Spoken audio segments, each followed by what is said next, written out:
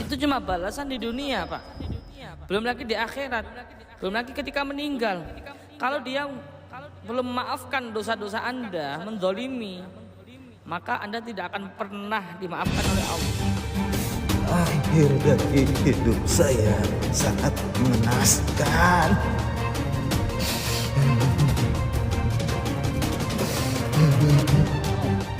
Gak ada toleransi lagi. Ya, bahaya.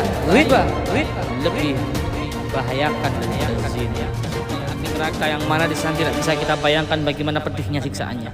Mudah-mudahan Bapak segera dipindah dari kuburannya Raudhah min Riyadhis Shalihin. Assalamualaikum warahmatullahi wabarakatuh. Alhamdulillahi wa kafa. Wassalatu wassalamu ala rasulillahil mustafa. Allahumma salli wa sallim ala sayyidina Muhammadin miftahi babi rahmatillah adada ma fi ilmillah salatan wa salaman daimaini bidawami mulkillah wa ala alihi wa sahbihi wa mawala amma ba'd. Sahabat Gus Idris Official, selamat malam. Mudah-mudahan kita semua diberikan nikmat iman, nikmat Islam, dipanjangkan umur kita, disehatkan badan kita, dilapangkan rezeki kita, dan dikabulkan semua hajat-hajat kita. Wa hajati dunya bil maisarah wa hajatil akhirah bil maghfirah. Seperti yang telah pemirsa Anda semua request, baru malam hari ini kita sempat untuk membuat konten ini. Apa judul dari konten itu? Penasaran kan? Sebelum saya sebutkan konten itu berjudul apa, yang jelas sangat menarik dan banyak hikmah atau ilmu yang bisa kita petik dalam konten tersebut. Sebelum saya mulai konten apa itu, subscribe dulu. Subscribe dulu pemirsa, karena subscribe Anda, share Anda, komen Anda, like Anda membuat kami suntikan semangat, sehingga kami bisa semangat untuk bersedekah, infak, donasi pembangunan pesantren Thoriqul Jannah. Sebelum saya bahas tentang judul, saya akan menyampaikan yaitu tentang belajar jarak jauh, tentang Raga Sukma maupun penerawangan. Ya, mohon maaf yang sebesar-besarnya. Yang di video kemarin saya sampaikan bisa kita belajar online. Memang bisa tapi susah ya, makin susah kalau bisa datang aja ke pesantren. Di samping itu saya nggak ada waktu, kita belum sempat ada waktu, bahkan istirahat saja saya kurang ya, sampai kurang enak badan, jatuh sakit. Namanya manusia pasti ada waktunya limit juga ya pemirsa. Jadi mohon maaf yang sebesar-besarnya karena belum ada waktu untuk membalas permintaan dari belajar online atau video kemarin, karena padatnya jadwal ya. Belum lagi jadwal dakwah, belum lagi syuting seperti ini, belum lagi tamu, pasien yang berobat dan lain-lain. Jadi saya klarifikasi, kalau bisa datang di pesantren lebih enak pemirsa ya, lebih cepat untuk pembukaan cakra Raga Sukma maupun penerawangan. Karena manfaatnya itu nanti banyak sekali untuk pengobatan, membantu yang sedang sakit, saudara kita yang non medis kena gangguan gaib. Malam hari ini kita akan membahas judul yaitu debt collector, korin daripada rentenir. Adakah penyesalan kehidupan seorang rentenir? Ataukah hidupnya senang dunianya, bahagia dunianya maupun akhirat? Karena itu ada perbuatan keji, riba, yang mana riba itu lebih besar dosanya daripada zina. Naudzubillah min dzalik. Hati-hati bagi Anda yang saat ini profesinya sebagai debt collector ataupun rentenir. Hampir sama enggak ya bahasanya ya, debt collector atau rentenir ya?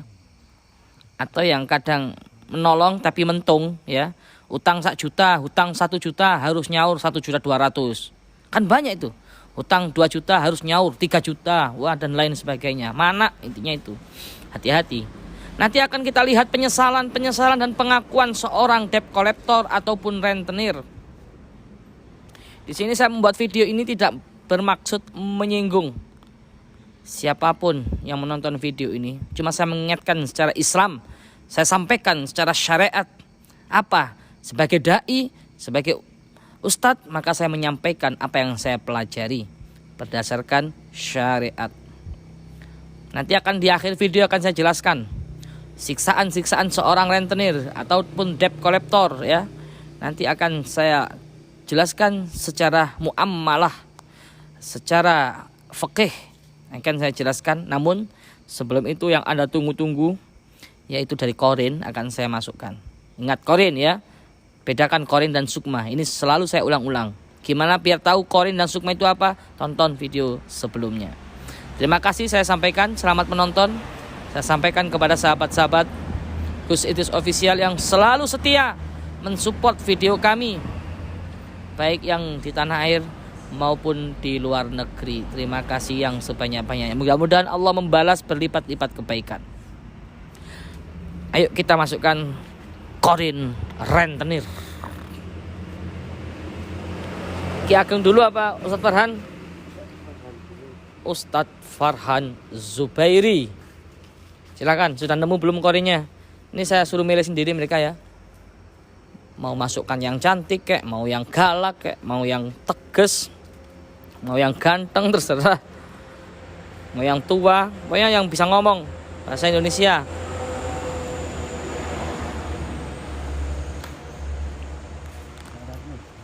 Sudah. Cowok cewek? Oh cowok. Tumben gak mikir pilih cewek. Biasanya Ustadz Fahmi seneng pilih cewek ini. Silakan Ustadz. Masukkan sendiri.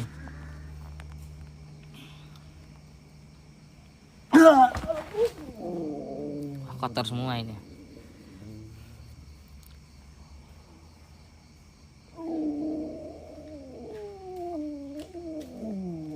Bismillah. Allahumma inna nas'aluka syihatan. Allahumma syifaan ajilan. Sallallahu alaihi ala sayyidina Muhammad tibbil qulubi dawaiha wa afiyatil abdani wa shifaiha wa nuril absari wa diyaiha wa ala alihi wa sahbihi wasallim. Sudah ya. Mana tali sirgan? Korin. Anda ini gimana? Selamat malam. Assalamualaikum. Muslim enggak? Muslim. Assalamualaikum. Waalaikumsalam. Benarkah Anda korinnya seseorang yang berbuat zalim, yaitu rentenir? Betul. Yang mau saya tanyakan pertama, adakah penyesalan dalam diri Anda? Ataukah Anda senang di akhir hayat?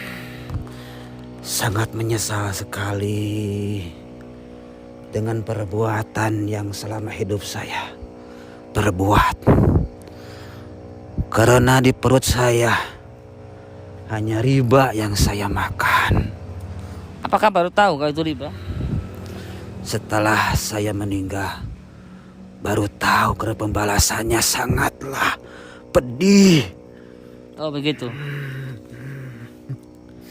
Sebelum Anda menceritakan sebab musababnya penyesalan Anda, saya pengen tahu dulu apa yang Anda perbuat selama masih hidup, selama masih di dunia ini. Korin loh ya, bukan ruh. Jangan salah paham.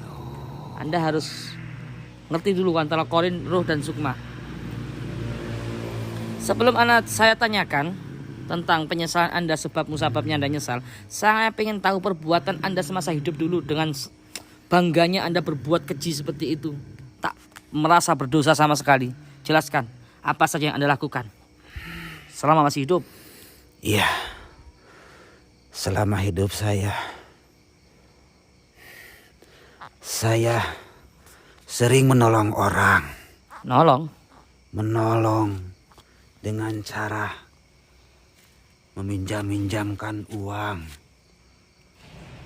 bagi orang yang sangat membutuhkan. Mereka datang Terus? dengan wajah pengharapan, penuh harap.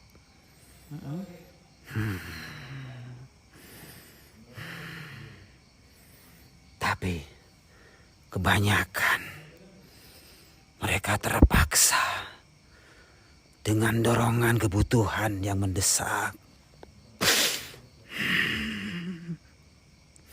Oh begitu. Lantas saya tolong. Tapi dengan cara ada perjanjian, Apa itu? yaitu dengan pengembalian dari uang itu harus ditambah, Oh, harus dilebihin gitu. mana itu? Iya. Kalau misalkan nggak bisa nyaur, semakin bunganya makin bertambah. Ya, ibaratnya manaknya makin akeh itu terus gimana? Manaknya makin banyak itu terus gimana? Misalkan ada nasabah katakanlah gitu ya. Gimana? Anda Itu. apakan? Itu udah risiko mereka. Semakin lama terlambat, maka semakin besar yang mereka harus bayar. Oh begitu. Dan apabila mereka tidak bisa bayar pada waktunya, apa saja barang yang laku dijual, saya ambil. Bawa preman gitu Anda kayak di film-film gitu. Iya. Saya sewa orang-orang yang beringas, orang-orang yang berani untuk mengambil barang mereka. Seperti itu. Telat sebulan sampai berapa? Misalkan saya pinjam 1 juta gitu. Kalau seandainya telah 1 bulan, maka harus denda. Sampai harus bayar 1.500.000. Lebih kejam daripada bank ya ternyata ya Anda ya. Cuman itu ilegal apa? Ilegal Anda ya? Pribadi gitu ya. Bukan atas nama lembaga gitu ya. Iya, ini pribadi. Dan ini rencana saya sebelumnya supaya saya menjadi orang yang kaya dengan menghasilkan uang lebih banyak. Mohon maaf saya agak berdiri ya pemirsa, capek. Kalau tempat duduknya. Ya terus Anda nyesel? Tapi terus terang saja, selama saya melakukan perbuatan itu, tidak ada Apa itu? kebahagiaan. Harta yang saya peroleh dari hasil rentenir hanya membuat hati saya tidak tenteram. Saya selalu dikejar-kejar dengan perasaan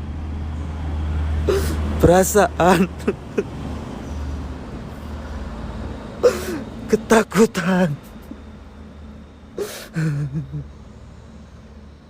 Takut apa? Takut apa? Anda takut apa? Bukannya Anda ganas. Bukannya Anda itu apa ya, bangga ditakuti semua orang yang Anda pinjemin duitnya dengan bawa preman-preman gitu. Kenapa sekarang Anda bilang takut? Takut sama siapa? Takutnya orang yang saya dolimi, orang yang saya ambil barangnya secara paksa karena tidak bisa membayar pada waktunya, dia punya rasa dendam. Dan takutnya pas saya keluar, dia berani untuk membuat saya celaka. Itu cuma balasan di dunia, Pak. Belum lagi di akhirat. Belum lagi ketika meninggal.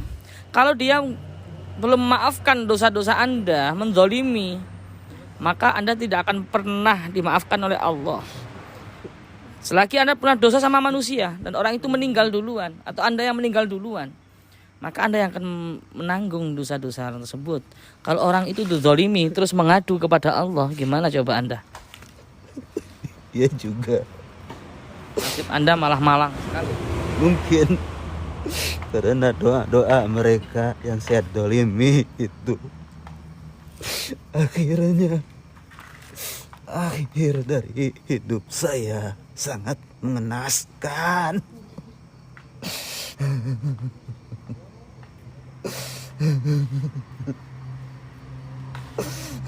Saya terjangkit penyakit. Saya mau tanya sama Anda, terus Anda meninggal, melihat jenazah Anda dan ruh Anda, itu bagaimana nasibnya? Pasti ruh Anda ditolak dari langit kan? Terus jenazah Anda pasti tolak bumi. Mungkin ya, saya mau tanya itu. Betul. Itu sangat betul sekali, karena saya udah mengalami dengan kematian yang sangat hina. Contoh, gambarkan. Apa? Seperti apa kematian Anda? Bau busuk dari jasad saya. Jenazah saya bau busuk. Semua yang melayat jenazah saya semuanya tidak kuat mencium bau busuk, bau bangkai dari tubuh saya. Bahkan yang membuat jijik, semua pelayat dari mulut saya keluar kotoran.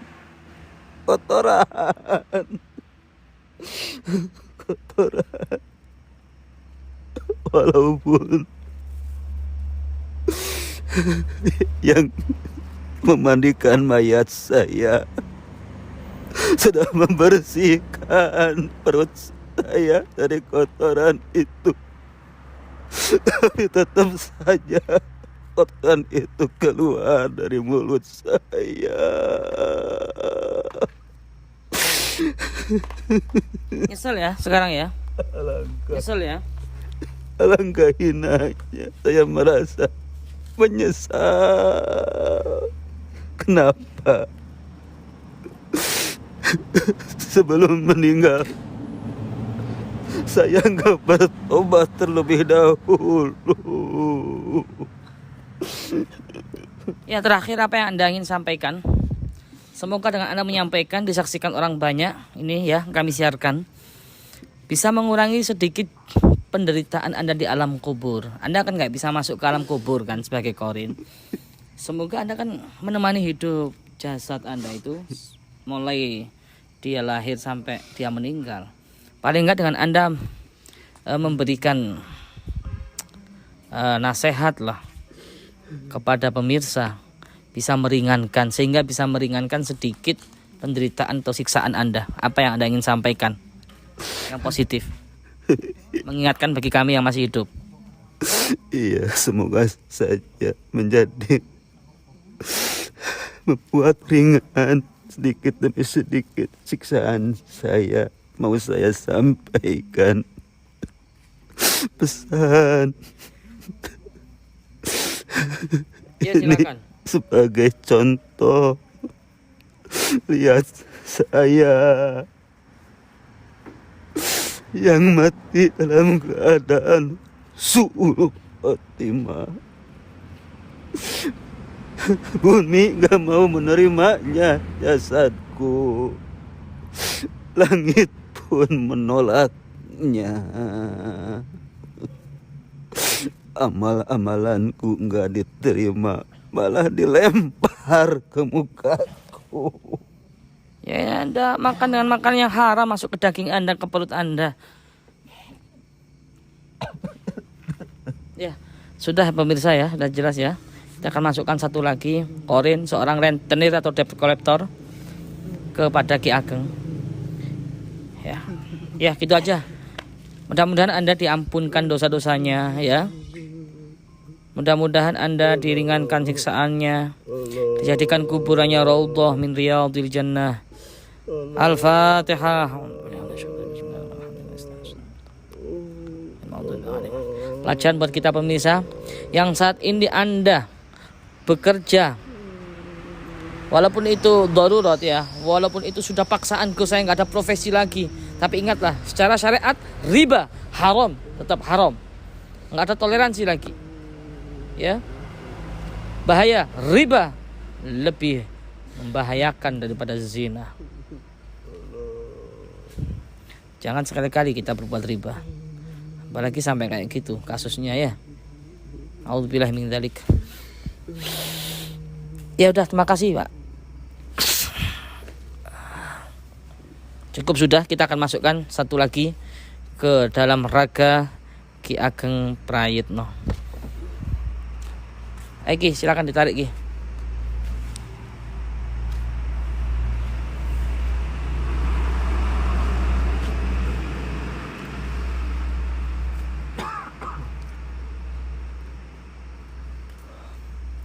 Pak Dadang kalau mau istirahat, Ustaz Farhan silakan. Itu Ustaz, cangking di sini, Ustaz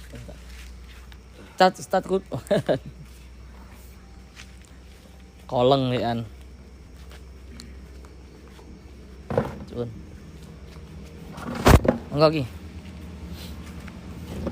Gak kuat berdiri, mohon maaf pemirsa ya. Gak kuat berdiri lama-lama.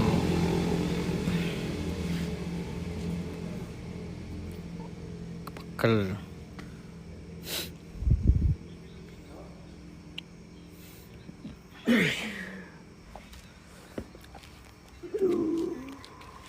Sakitan ya kayaknya ya. Allahumma syifaan syifaan ajilan la yughadiru saqaman wa shalli wa sallim ala sayyidina Muhammadin tibbil qulubi wa dawaiha wa afiyatil abdani wa shifaiha wa nurul absari wa diyaiha wa ala alihi wasallam. Assalamualaikum. Selamat malam. Kenapa tangannya, Pak? Sakit. Kenapa? Oh, kesakitan. Anda memperagakan akhir hayat Anda. Seorang korin itu memperagakan seperti akhir hayat. Makanya ada yang tanya, Gus, katanya korin nggak bisa masuk ke siksaan kubur, nggak tahu siksaan kubur. Tapi kenapa dia seperti kesakitan, seperti disiksa di alam kubur? Ya karena korin itu menjelmahnya, yang kita masukkan itu menjelma sebagai akhir-akhir hayatnya. Paham ya pemirsa? Kalau akhir hayat tabrakan ya dia seperti orang tabrakan. Karena qadiron ala tasyakon itu korin itu, jin korin itu ya. Paham ya pemirsa ya? Kalau dia matinya dalam keadaan zikir, lah korin tersebut juga ketika kita masukkan dalam keadaan zikir gitu. Kenapa tangannya, Pak? Patah. Patah. Kenapa? Kecelakaan. Apakah Anda benar seorang rentenir? Tahu debt collector itu apa? Debt collector. Bisa Anda ceritakan apakah Anda menyesal mati dalam keadaan seperti itu? Sangat menyesal. Kenapa Anda menyesal? Memang apa yang Anda rasakan? Apa yang buat Anda menyesal, Pak? Bisa bahasa Indonesia kan ya? Apa yang membuat Anda menyesal? Semasa hidupku, gak pernah punya belas kasihan sama orang. Oh, Anda tega. Gak pernah belas kasihan sama orang. Itu karena saya menjalankan tugas. Anda menjalankan tugas dari atasan gitu. Berarti ada yang memerintahkan Anda. Berarti ada yang memerintahkan pemirsa. Anda tahu nggak kalau itu perbuatan dilarang oleh agama? Saat itu gak mikir sampai ke situ. Yang penting saya melaksanakan tugas sebaik-baiknya. Gak tahu akhirnya.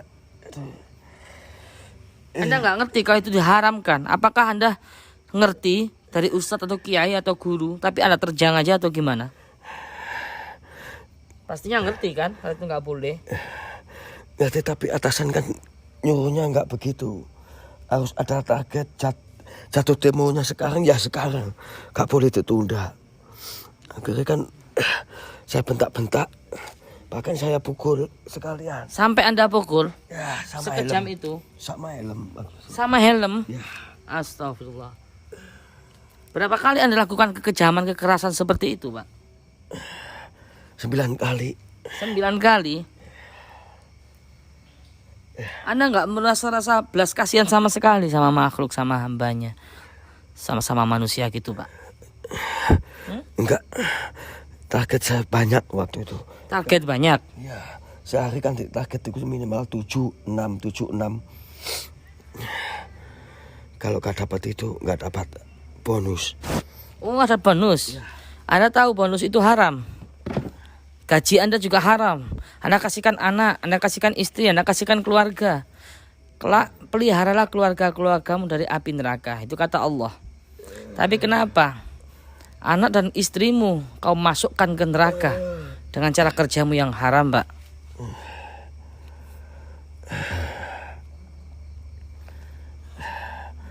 Padahal Kepepet gitu. Nggak ada kepepet, Pak. Jangan kerja itu kalau bisa. Sangat dimurkai oleh Allah. itu.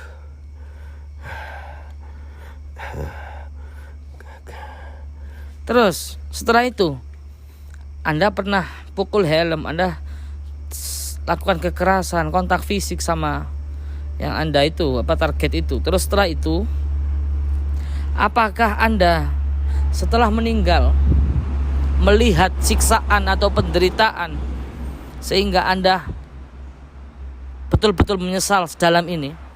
Anda menyesal enggak sih? Ingin hidup kembali enggak? Ya, tinggal tobat. Gak bisa.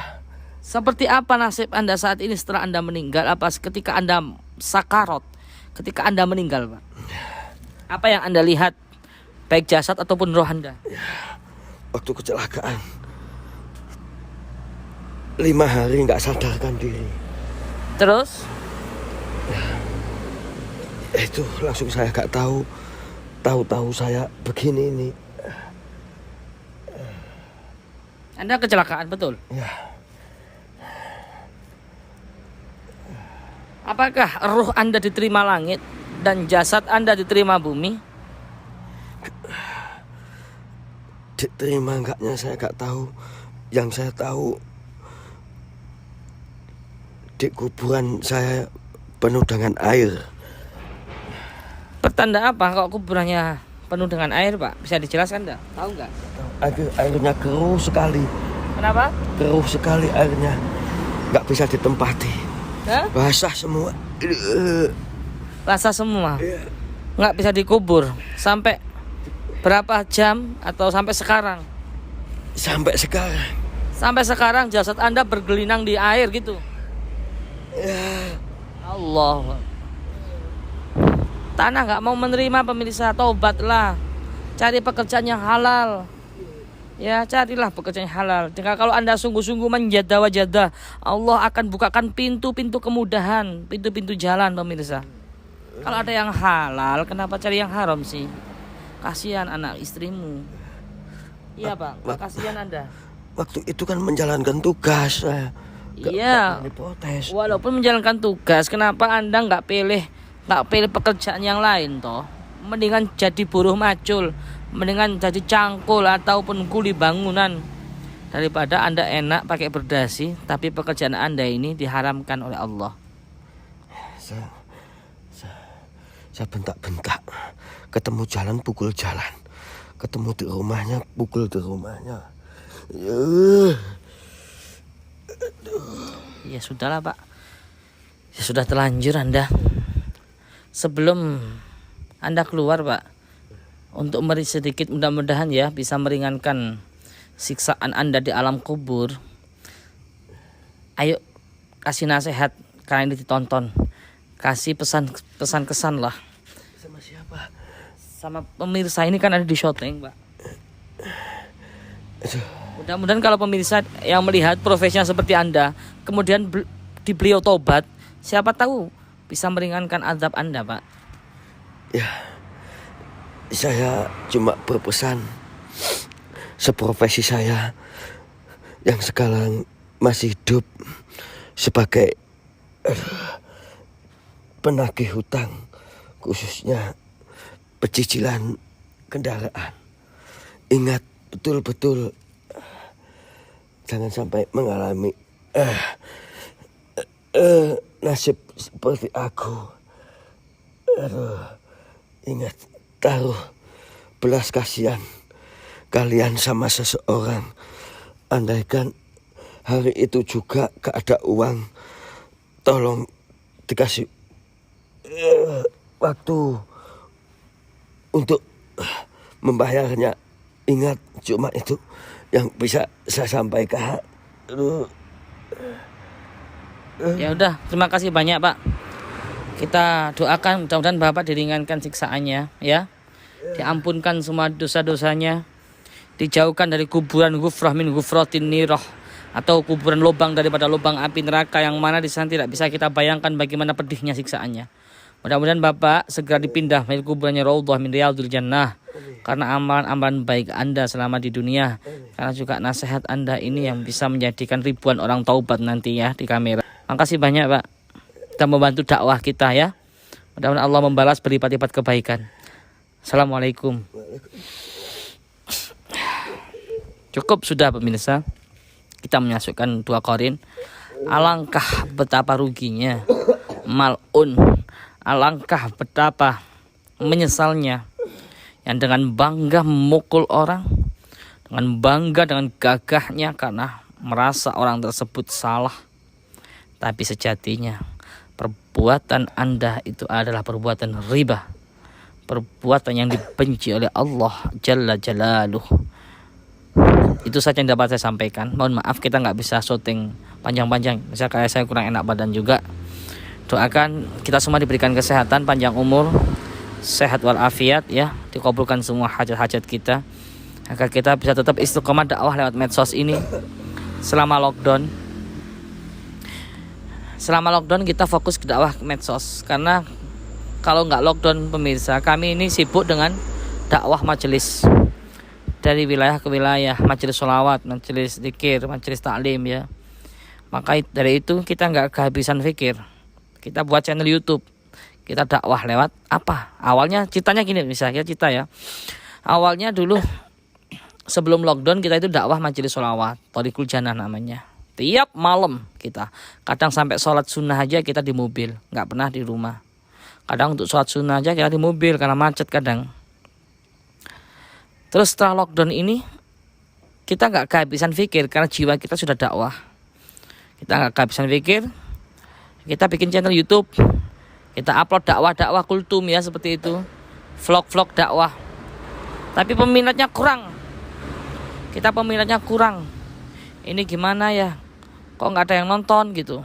Dakwahnya nggak maksimal, bagikan buih dalam lautan, sudah sampai 1 bulan nggak memberikan hasil. Di channel TJ Multimedia itu ya, nggak ada yang nonton, nggak ada yang respon. Akhirnya saya mikir sama Ki Ageng, sama Mbah Yai, gimana ya supaya dakwah ini diterima di medsos ya. Satu kebaikan walaupun cuma lewat medsos bisa memancarkan gelombang pahala dakwah yang luar biasa. Akhirnya saya mikir, oh iya, kita dakwah berkali-kali kita diganggu oleh dukun. Kita dakwah berkali-kali banyak yang nggak senang, banyak yang nggak suka. Dan alhamdulillah Allah kasih maziyah kepada kita. Kita bisa melihat, kita bisa merasakan, bahkan kita bisa mengobati, kita bisa tahu dan lain sebagainya yang berhubungan dengan gaib. Akhirnya kita punya ide, yaitu gimana kalau dakwah itu kita kasih dengan misteri. Ya, misteri apa ya? Bersifat misteri lah, bersifat gaib lah. Karena manusia itu penasaran dengan hal gaib, karena mereka nggak tahu. Makanya kita kasih tahu supaya barangkali mereka mau belajar untuk meneruskan dakwah ini ya. Kita akhirnya bikin konten-konten misteri waktu itu, mengungkap jalan-jalan yang sering kecelakaan, adakah di situ aura negatif, campur tangannya bangsa gaib. Nah, setelah itu kok banyak peminatnya, akhirnya kita sisipi dengan dakwah, dan sampai saat inilah itulah biografi ceritanya channel Gus Idris Official. Semoga bermanfaat. Support terus video ini. Support video ini dengan Anda men-share video ini. Banyak yang nonton, ribuan, Anda sama saja dengan sedekah pembangunan pesantren kita. Ya, bantu dengan harta, nggak bisa harta, dengan tenaga. Dengan Anda men-share video ini baik ke Facebook, ke Instagram, WhatsApp ya.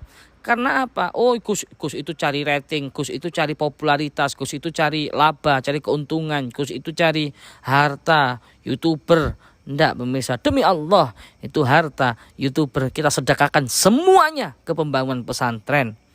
ya. Kita nggak butuh uang itu. Hidup kita, mati kita, semua sudah kita wakafkan. Sudah saya wakafkan untuk perjuangan umat. Ya, pengen tahu kisah-kisah dakwah saya, silakan dibuka di channel TJ Multimedia mulai tahun 2011 sampai saat ini 2020. Itu saja yang dapat saya sampaikan. Mudah-mudahan bermanfaat bagi Anda semua. Apabila ada kurang lebihnya mohon maaf. Wal afu minkum. Wassalamualaikum warahmatullahi wabarakatuh.